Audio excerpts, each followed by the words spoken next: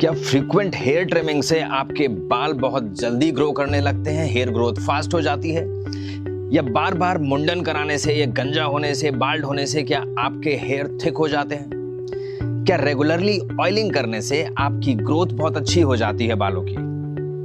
इनमें से कुछ सच है, कुछ झूठ है। कितना सच है, कितना झूठ है, आज ये साइंटिफिक तरीके से जानने वाले हैं। क्योंकि जैसा कि आप जानते हैं, हमारे चैनल पर हम कोई फालतू बात नहीं दिखाते, हम वही दिखाते हैं जो साइंस बैक्ड है, रिसर्च बेस्ड है और ऑथेंटिक है। मैं हूं डॉक्टर नितिन वर्मा, एक सर्टिफाइड डर्मेटोलॉजिस्ट और एक लेजर सर्जन हूं, और आज मैं कुछ फैक्ट्स बताने वाला हूं और कुछ मिथ्स को ब्रेक करने वाला हूं रिलेटेड टू हेयर ग्रोथ। शुरू करते हैं आज का वीडियो।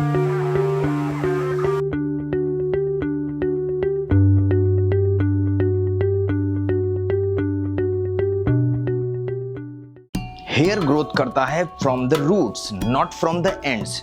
जो हेयर ग्रोथ का मैजिक है वो उसके फॉलिकल्स में होता है, उसकी रूट्स में होता है। अगर आप फ्रीक्वेंट हेयर ट्रिमिंग करते हैं तो आपके स्प्लिट एंड्स जरूर कम हो जाएंगे, आपका हेयर का लुक और क्वालिटी थोड़ी सी अच्छी हो जाएगी क्योंकि उसके एंड्स यूनिफॉर्म हो जाएंगे।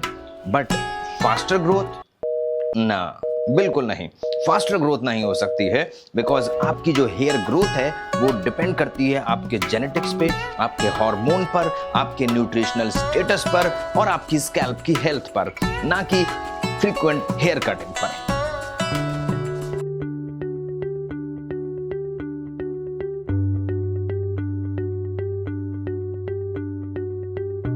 ज्यादातर लोग ये सोचते हैं कि मुंडन कराने से, बार बार स्कैल्प को शेव करने से जो ग्रोथ आती है थोड़ी सी मोटी हो जाती है। अक्सर बच्चों की शेविंग कराते रहते हैं कि अब शेविंग करा देते हैं तो बाल अच्छे आ जाएंगे। क्या ये सही है?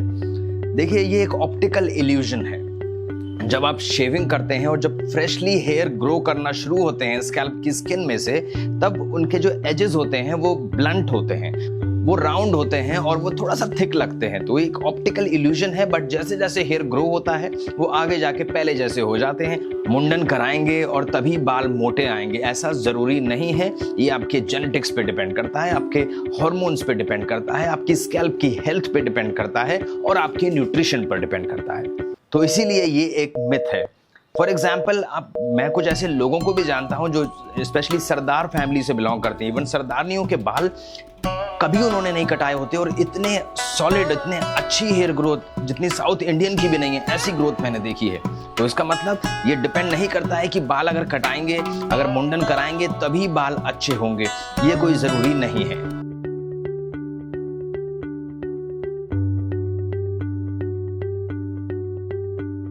जो लोग रेगुलरली ऑयलिंग करते हैं, क्या उनके बाल ज्यादा अच्छे और घने होते हैं उन लोगों से जो कभी ऑयलिंग नहीं करते? कितनी सच्चाई है इस बात में। देखिए, जब आप ऑयलिंग करते हैं ना तो आपका जो स्कैल्प है वो थोड़ा हेल्दी हो जाता है, बिकॉज उसको न्यूट्रिशन मिल जाता है, आपको हाइड्रेशन मिल जाता है। और दूसरी बात, जब मसाज करते हैं स्कैल्प में तो एक आपका ब्लड सर्कुलेशन इंप्रूव हो जाता है, वहाँ से इम्प्योरिटीज हट जाती हैं, जिसकी वजह से आपका स्कैल्प की स्किन हेल्दी हो जाती है और हेयर फॉलिकल्स को चांस मिलता है कि वो न्यूट्रिशन को ग्रैब कर ले।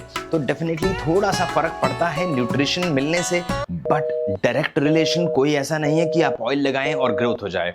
अगर आपके अंदर आयरन डेफिशिएंसी है, विटामिन डेफिशिएंसी है, या फिर आपका स्कैल्प की हेल्थ ठीक नहीं है, डैंड्रफ बहुत सारी है, तो आप कितना भी तेल लगा लीजिए। आपको अगर हार्मोनल इशू है, आपकी जेनेटिक्स बेकार है, तो आप कितना भी तेल लगा लीजिए, कुछ नहीं होने वाला है। तो ये एक माइल्ड सा एडिटिव फैक्टर है जो अगर लोग यूज करें different kind of oil for different nutrition, तो आपकी हेयर ग्रोथ थोड़ा सा बेटर डेफिनेटली हो सकती है।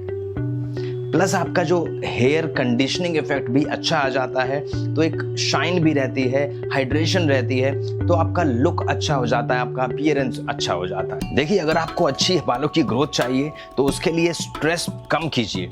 ज़्यादा सोचेंगे तो परेशान रहेंगे, नेगेटिव हार्मोन बढ़ेंगे, पॉजिटिव कम होंगे और आपके हेयर फॉल शुरू हो जाएगा, हेयर थिनिंग शुरू हो जाएगी।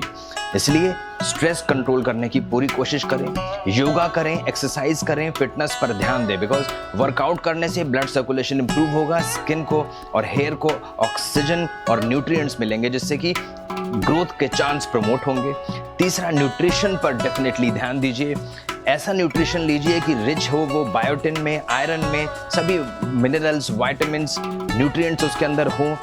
Green leafy vegetables, high protein rich diet, इन सब का सेवन करें। और साथ में इस बात का भी ध्यान रखें, कुछ हार्श शैम्पू जिसमें कि सल्फेट्स हों वो ना यूज़ करें। अपने बालों को केमिकली ट्रीट कम से कम करें, कोशिश करें अवॉइड करें, हेयर कलर से अवॉइड करें, तो डेफिनेटली आप पाएंगे कि आपकी ग्रोथ अच्छी होती जा रही है।